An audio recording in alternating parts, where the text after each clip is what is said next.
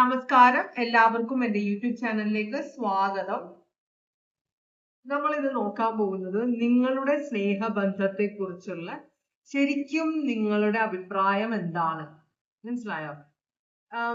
എല്ലാ റിലേഷൻഷിപ്പിലും പ്രശ്നങ്ങൾ ഉണ്ടാവും. പക്ഷെ മറ്റുള്ളവർ ഫ്രണ്ട്സിന്റെയും വീട്ടുകാരുടെയും ഈവൻ നമ്മളുടെ നമ്മൾ സ്നേഹിക്കുന്ന ആളുടെയും മുമ്പിൽ കുറെ അഭിനയിക്കാറുണ്ട് അല്ലെ?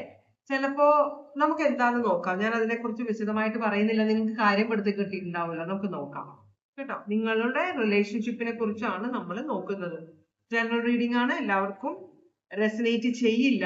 ഇനി എത്രത്തോളം റെസനേറ്റ് ചെയ്താൽ പോലും ഈ ഒരു ജനറൽ റീഡിംഗ് കണ്ടിട്ട് നിങ്ങളൊരു ഡിസിഷൻ എടുക്കരുത് കേട്ടോ. അപ്പൊ നമ്മൾക്ക് ഓറക്കൽ മെസ്സേജ് നോക്കാം ആദ്യം. ഭഗവാനെ ഓം നമ ശിവായ, ഓം നമ ശിവായ, ഓം നമ ശിവായ, ഓം നമ ശിവായ, ഓം നമ ശിവായ, ഓം നമ ശിവായ, ഓം നമ ശിവായ. ഇത് നോക്കാം. എന്താണ് നിങ്ങളുടെ സ്നേഹബന്ധത്തിനെ കുറിച്ച് നിങ്ങൾ അറിയേണ്ട കാര്യം? ഭഗവാനെ ഓം നമ ശിവായ, ഓം നമ ശിവായ.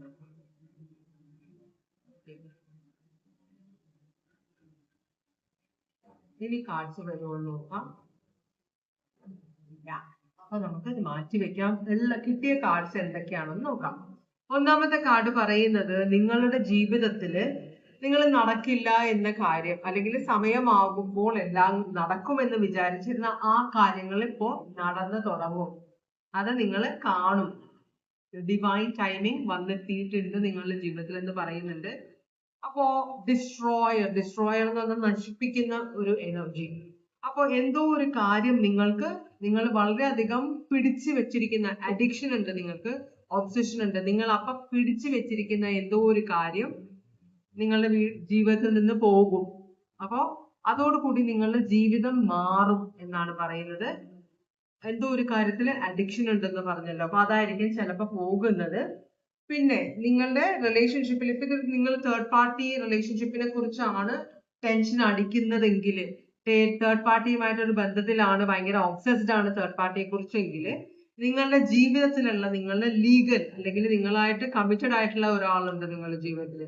ആ വ്യക്തിയുമായിട്ട് നിങ്ങൾ ഒരുമിച്ച് പോകാൻ ശ്രമിക്കണം എന്ന് പറയുന്നുണ്ട്. കാരണം ആ വ്യക്തിയാണ് നിങ്ങളുടെ സോൾമേറ്റ്. നിങ്ങൾ ഈ തേർഡ് പാർട്ടി റിലേഷൻ